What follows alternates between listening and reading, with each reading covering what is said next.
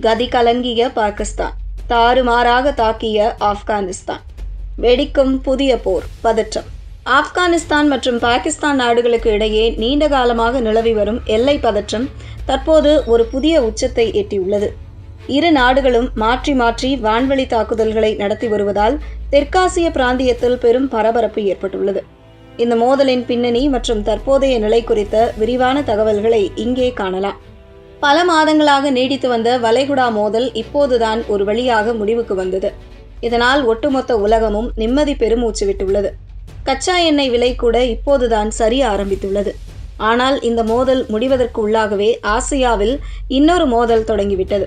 பாகிஸ்தான் மீது ஆப்கான் மிகப்பெரிய தாக்குதலை நடத்தியுள்ளது.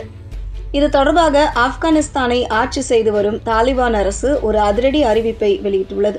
அதாவது பாகிஸ்தான் எல்லைக்குள் புகுந்து தாலிபான் விமானப்படை வான்வழி தாக்குதல்களை நடத்தியுள்ளதாக தெரிவிக்கப்பட்டுள்ளது. பாகிஸ்தானின் பலுசிஸ்தான் மாகாணத்தில் உள்ள குலிஸ்தான், சாஹாய் மற்றும் கைபர் பக்துன்வா மாகாணத்தில் உள்ள ஓராக்ஷாய் ஆகிய பகுதிகளில் இந்த தாக்குதல்கள் நடத்தப்பட்டுள்ளன. இது தொடர்பாக ஆப்கானிஸ்தான் பாதுகாப்பு அமைச்சகம் வெளியிட்டுள்ள செய்திக்குறிப்பில், இந்த இடங்களில் ISIS-K பயங்கரவாத அமைப்பின் மறைவிடங்கள் செயல்பட்டு வந்தன. இந்த தளங்களை பயன்படுத்தி ஆப்கானிஸ்தானுக்கு எதிராக தாக்குதல்கள் திட்டமிடப்பட்டு வந்தன. இது ஒரு துல்லியமான பதிலடியாக நடத்தப்பட்டது.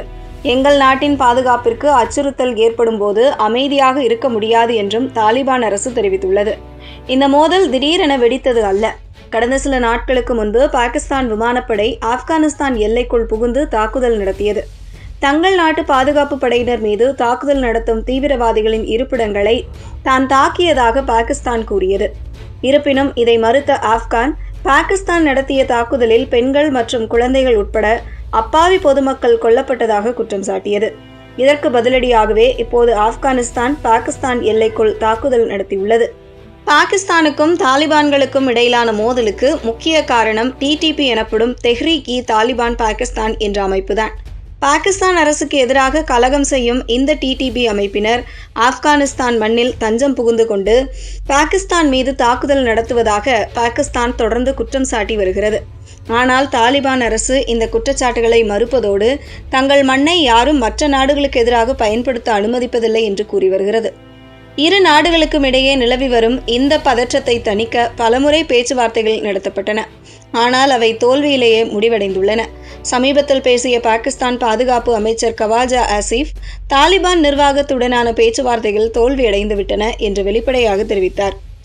எல்லையில் நடக்கும் பயங்கரவாத தாக்குதல்களை தடுக்க ஆப்கானிஸ்தான் போதிய நடவடிக்கை எடுக்கவில்லை என்பதே பாகிஸ்தான் குற்றச்சாட்டு. இந்த இராணுவ மோதல்கள் எல்லையோர மக்களின் வாழ்வாதாரத்தை கடுமையாக பாதித்துள்ளன.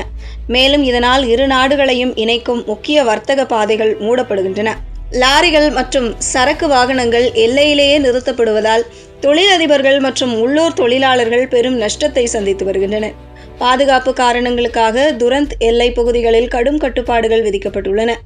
தற்போது நிலவும் சூழ்நிலையில் இரு நாடுகளும் பின்வாங்க தயாராக இல்லை என்பது தெளிவாக தெரிகிறது. ஆப்கானிஸ்தான் தனது இராணுவ வலிமையை காட்ட தொடங்கியிருப்பது பாகிஸ்தானுக்கு பெரும் சவாலாக மாறியுள்ளது. இரு தரப்பிற்கும் இடையே உடனடியாக அமைதி பேச்சுவார்த்தை மூலம் தீர்வு எட்டப்பட வேண்டும். இல்லையென்றால் இந்த சிறு மோதல் ஒரு போராக வெடிக்க வாய்ப்பு அதிகம்.